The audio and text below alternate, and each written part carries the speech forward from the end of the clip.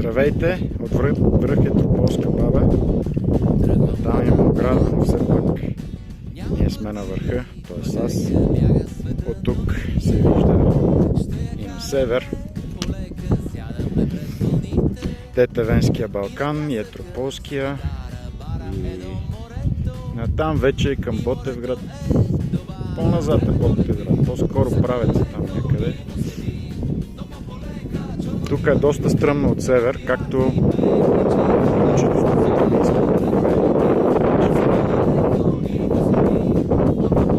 различни. Там се вижда в края на Бургаш.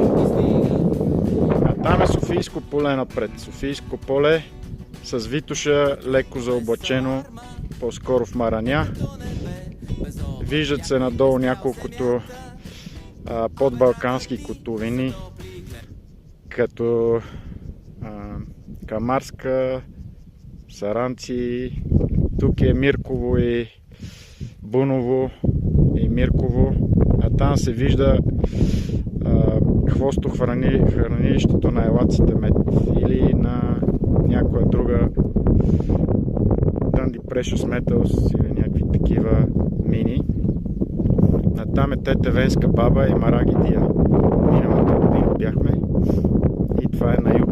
На юг виждаме чак до Рила, макар че и тя е в Мараня, но все пак обзора ни на хоризонта завършва с Рила, Витоша и Люлин. И Софийско равно поле, Софийска котловина.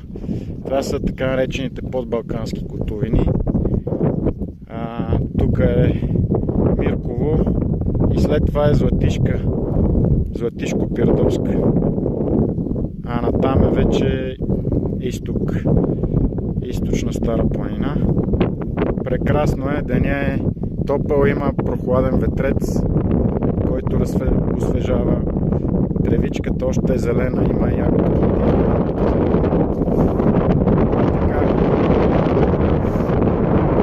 С който падна той за свобода, той намира.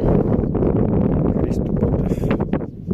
Няма да се предадеме на Радев, нито на руските му слуги.